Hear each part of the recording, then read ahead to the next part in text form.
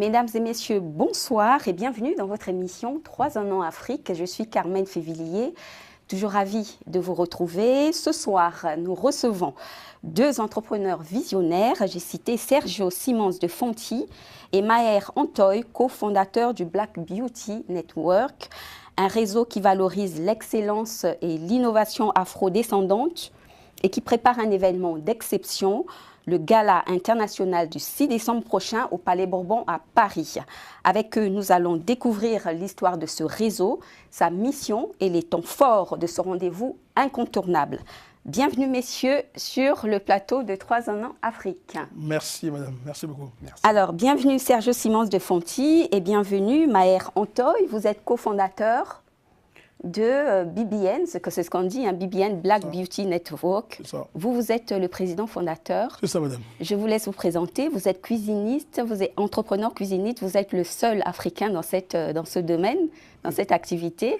C'est ça. Et donc, je vous laisse vous présenter. Ensuite, ce sera à votre tour. Je vous remercie, madame. D'ailleurs, merci de votre accueil, vraiment très chaleureux. Et je suis heureux d'être là pour vous présenter notre activité ainsi que BBN. Je me présente Sergio Simons de Fonti, je suis entrepreneur. Depuis 2 ans et demi, j'ai fondé donc Eskem Aménagement. Donc je vends des cuisines, je conçois des espaces, cuisine, dressing et salle de bain. Et oui, je suis le seul Africain à être à ce niveau.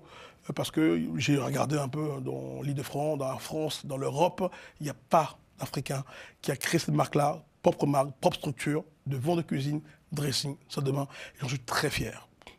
Et à côté de ça, je suis donc fondateur de Black Beauty Network, donc un réseau, pas d'affaires, mais un réseau d'entrepreneurs afro-descendants, parce qu'on a une telle mission, c'est de redonner l'image que nous méritons, c'est-à-dire qu'on veut augmenter la perception, la visibilité du peuple noir, africain, panafricain, entier, caribéen, métis. On est très clair et la vision est très claire et très limpide, et d'ailleurs nous sommes une cause commune pour être visible et de devenir indivisible. D'accord. Voilà qui nous sommes. Alors, Monsieur Maher Antoy, je vous laisse, vous êtes vice-président, évidemment cofondateur du Black Beauty Network. Donc, vous êtes dans l'animation de réseaux d'affaires. Vous avez donc rassemblé plus de 400 chefs d'entreprise et piloté des événements tels que le Forum de l'innovation en Bretagne, l'Africa Business Awards ou encore le premier Forum Business des Comores. Donc, je vous laisse poursuivre. Oui. Tout d'abord, merci à vous pour votre accueil. Merci à Rahim Atouman aussi d'avoir impulsé cet événement et cette possibilité d'être présent parmi vous.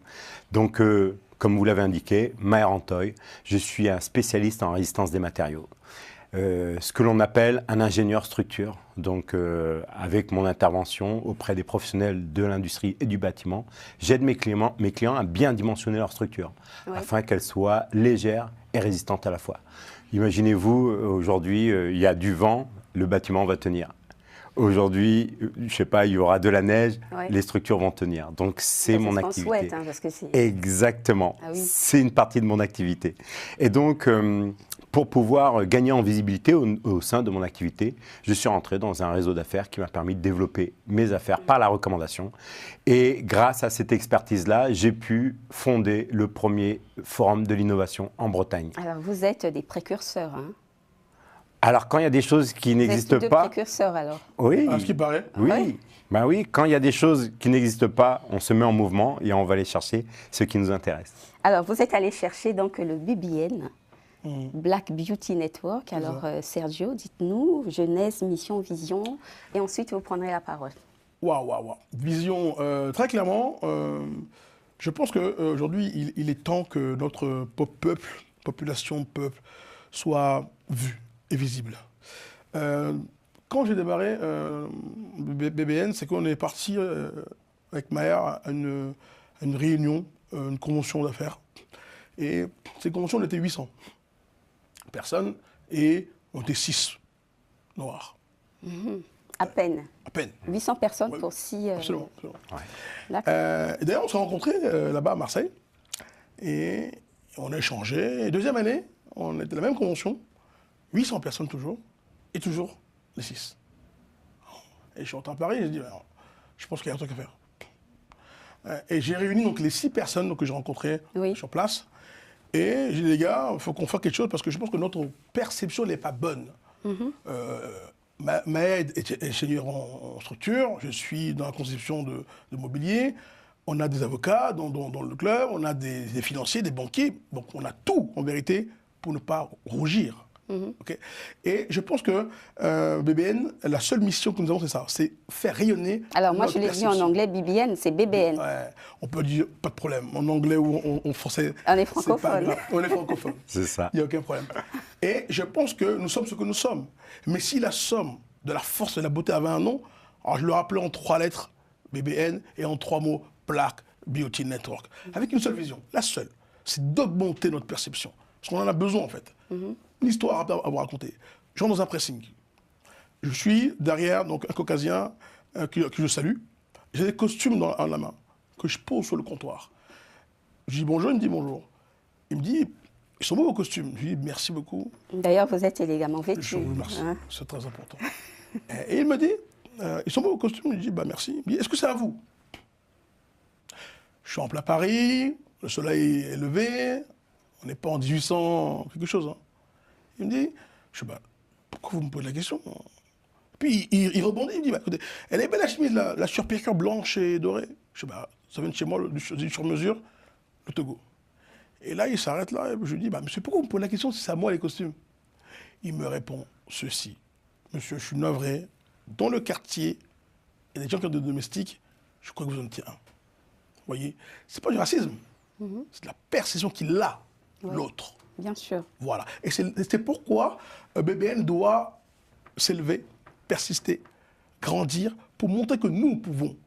Nous avons les capacités de le faire. Vous voyez ce que je veux dire? Donc, on est 60 membres aujourd'hui, on a tout type d'activité. D'accord. Oui, tout type. Donc, il faut de la visibilité et vouloir être visible aussi. Mais exactement. Et c'est ça. Et vouloir participer à ce genre d'événements. Vouloir participer. C'est intéressant votre question. Vouloir participer. C'est clair. Très intéressant. Mais parce que aujourd'hui, ce n'est pas tous les Noirs que nous recherchons. Sur clair sur le sujet. Aujourd'hui, nous avons des enfants descendants qui ont envie de développer leur visibilité et leur perception. C'est ça ce que nous recherchons. C'est ce que nous recherchons. Et donc, Maher, quant à vous? Oui, alors, je disais tout à l'heure que là, nous avons l'eau et le feu. Oui. Donc, j'ai un profil qui est très... je suis ingénieur de formation. Oui. Donc, très exigeant, très rigoureux. Ça ne se voit pas. Ça ne se voit pas. Non. et c'est le cas. Et nous avons identifié que ce sont aussi les clés de la réussite.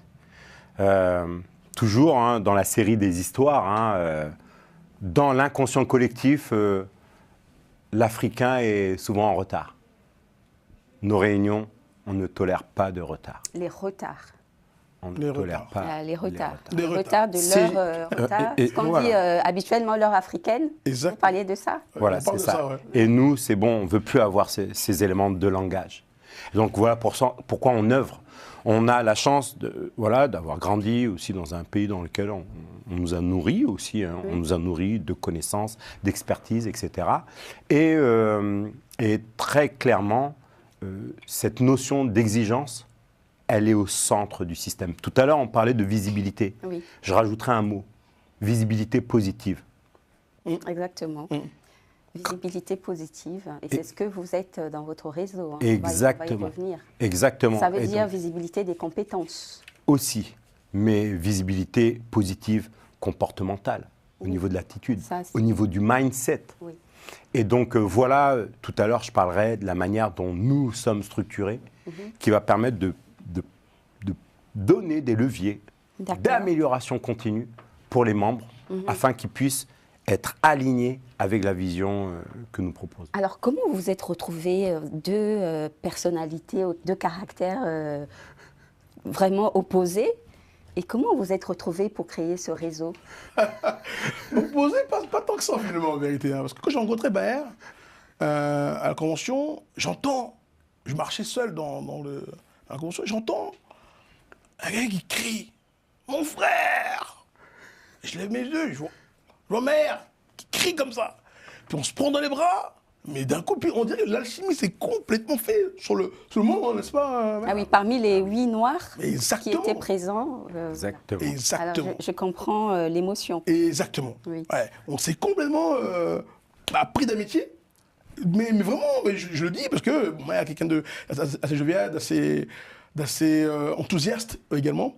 Et en vérité, quand je suis rentré à Paris, je me dis, bah, voilà le genre de personne avec qui je veux travailler. Et je le dis ici, hein, il m'a fait grandir sur la partie rigueur, sur la partie mindset, sur la partie retard.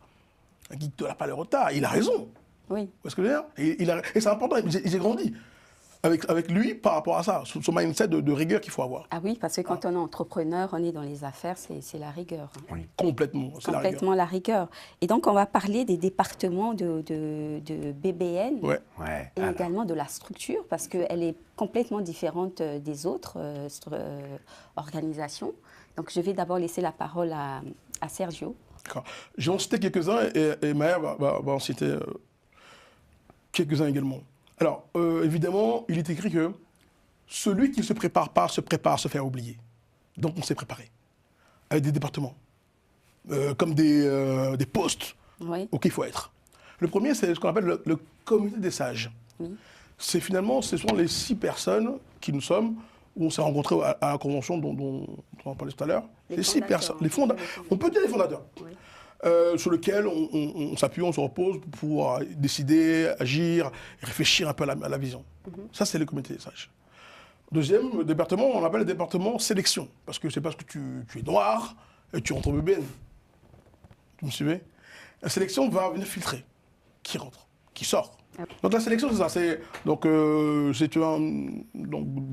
groupe d'hommes et de femmes qui vont regarder un peu la sélection, voir qui peut rentrer, qui ne peut pas rentrer. C'est important de se le dire très clairement, parce qu'on recherche vraiment des gens qui ont bon mindset, qui sont là pour la cause et non pas pour le gain. Okay. D'accord. Un deuxième département, c'est la communication.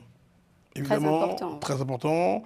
Donc on a des hommes et des femmes qui vont regarder la com sur LinkedIn, sur les réseaux, sur Instagram, sur la visibilité, sur l'Instanet. Donc tout ça c'est régi par un groupe d'hommes et de femmes qui gèrent la communication. Ça c'est super important. Et je recherche un troisième, et Maya continuera, c'est le département donc événements. Parce qu'on a 2 événements par mois. Le premier c'est un mercredi par mois. On se réunit en Zoom. Donc, Maya qui anime la réunion avec tous les membres BBN ainsi que des invités. Et vous parlez de quoi, par exemple? Eh ben, on présente justement la structure, on présente les départements aux invités, nous présentons chaque rôle que nous avons au sein de BBN. Et c'est important de le présenter à chaque fois aux membres qui viennent voir c'est quoi BBN. Oui, et pour pouvoir adhérer... Et pour pouvoir adhérer ou pas. Ou pas, oui, bien sûr. Ou pas. Et pour la suite des départements? Et donc la communication, ça va être ça. Et j'ai cité un troisième, c'est l'événement. Je disais que un premier événement, c'est l'événement en Zoom, et un deuxième en présentiel, le vendredi, en présentiel. Et là, on se rencontre les membres qui sont en région parisienne. Oui. Ils sont là. Maï, il est à Rennes, donc il vient quand il peut. On a des membres à Rennes, on a des membres notamment à Grenoble, Ouais. à Dakar. Donc ces gens, ils ne peuvent pas venir au présentiel. Donc quand ils peuvent être là, oui. Mais sinon, donc les personnes qui sont en Ile-de-France sont là. On fait un événement super avec les traiteurs et autres pour une rencontre avec les membres qui ne se voient pas, quoi. Très bien. Et donc, pour les départements, c'était tout? Bon, je vais laisser Maher Oui. citer le reste. Alors, pour faire l'introduction, la bonne transition, ce qu'il faut savoir, c'est que les départements ont un objectif. Oui. Par exemple, le dernier département dont il a parlé, événementiel, présentiel, nous, il est important pour nous de continuer à construire des relations fortes entre nous. Ça, c'est l'objectif. Les moyens, c'est la mise en place d'événements présentiels. Des liens. Il ne faut Exactement. pas dire des ponts, comme c'est un mot qui est tellement utilisé. utilisé maintenant. Oui. Et là, nous, on est sur des notions de liens forts. Oui. Parce que notre but, c'est de construire la confiance. On l'a vu auparavant, il y a plusieurs initiatives qui ont été réalisées au sein des diasporas. Et là où il y a défaut, c'est un défaut de confiance. Ah oui, parce que je vois déjà qu'il y a des maîtres mots, il y a l'excellence, il y a le mindset, il y a la confiance. Exactement. Il y a la discipline, hein, Oui, c'est un mot c'est ça.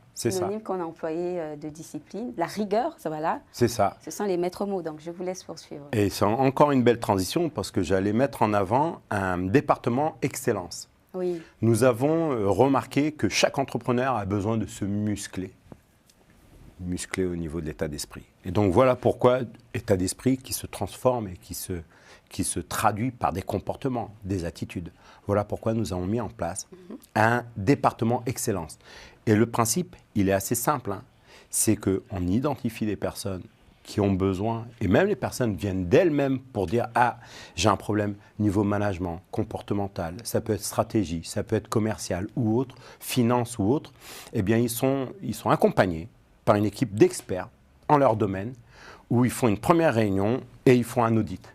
Un premier diagnostic très précis sur on peut appeler ça les angles morts, si je peux me permettre le terme. Donc il y a un premier diagnostic.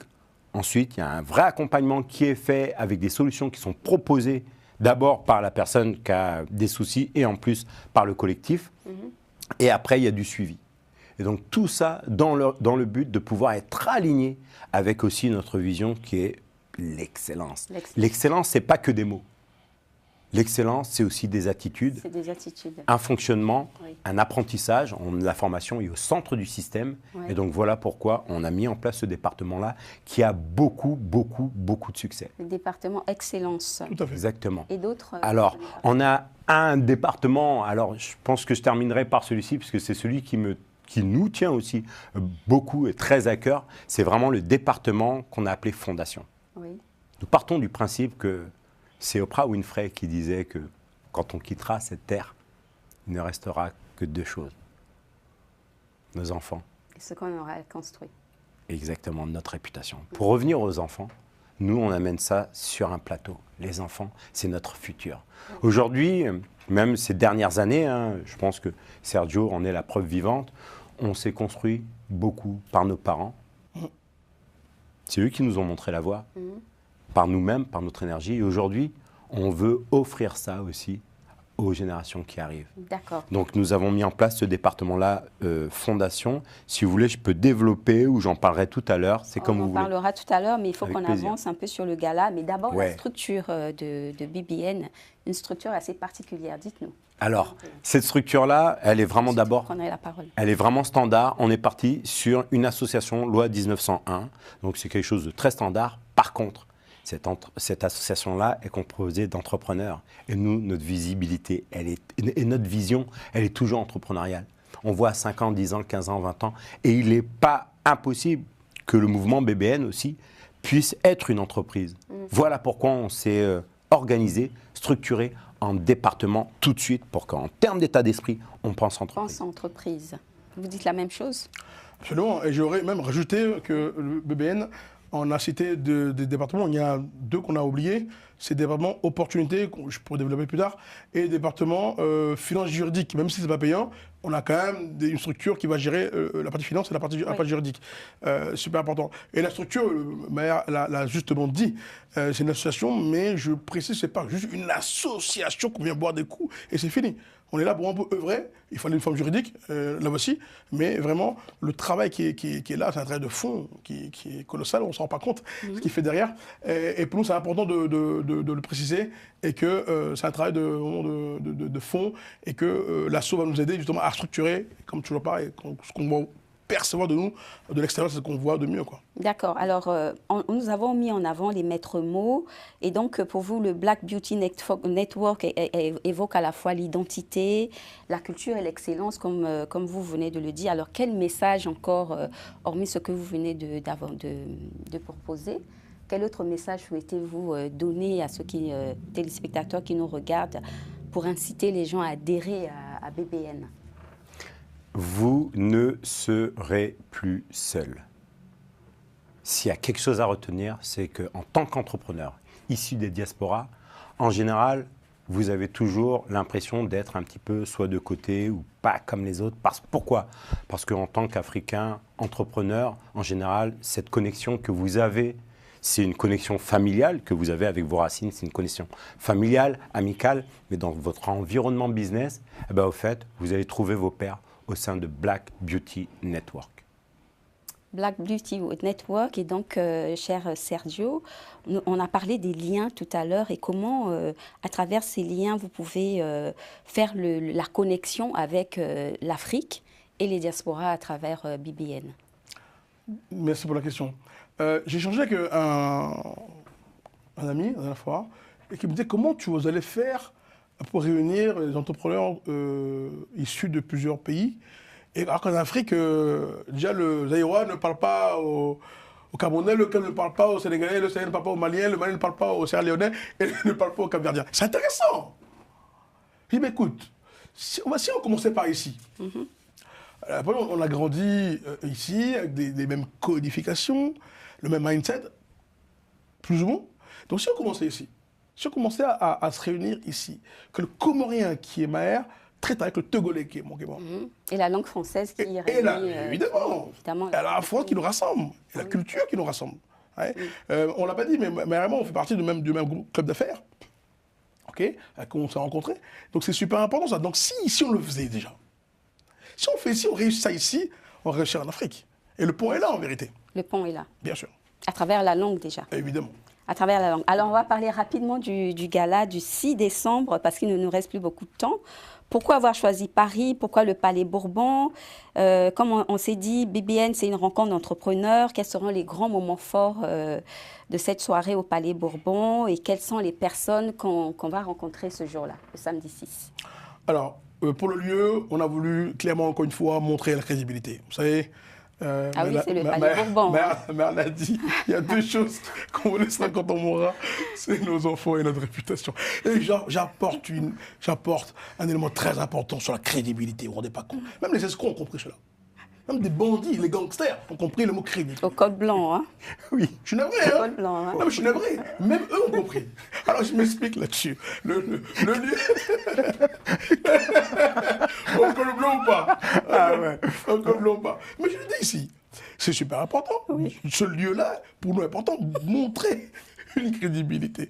Et bien, pour nous, va encore une fois être un lieu exceptionnel. Moi, j'ai été... D'ailleurs, j'ai rencontré le Palais Bourbon, grâce à notre, que je salue ici, Alban Bicello, qui est architecte de luxe, donc qui baigne dans le milieu déjà, le mec. Ouais, donc il montre celui-là. Et bien sûr, on a vu le lion, il fallait qu'on soit là pour marteler la crédibilité. Marteler la crédibilité et marquer sur le prestige. Et bien sûr. Quelles sont les retombées que vous attendez de ce gala? Alors c'est très simple, ça va être un événement qui va avoir un effet waouh. Ah déjà, parce que moi, quand on m'a parlé de ça, Palais Bourbon, j'ai vu défilés de mode,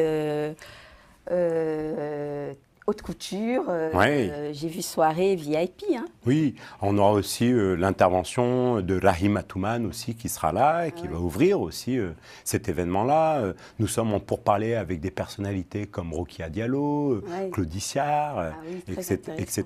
Et effectivement, donc ça va être, nous, ce qu'on veut, c'est à tous les niveaux. Du début jusqu'à la fin, on veut que ce soit vraiment du très haut niveau. On veut vivre une expérience. Évidemment, en porte des invités, on a la présence de Michael Kandem, qui est rédacteur en chef de magazine The Route, si vous connaissez, qui sera là. On a M. Zézé, Stan Zézé qui sera là également. Donc ouais, on a du bon monde et on invite la communauté à parler de cet événement-là, que vous soyez là. D'ailleurs, vous serez là, j'imagine, Carole. Bien sûr.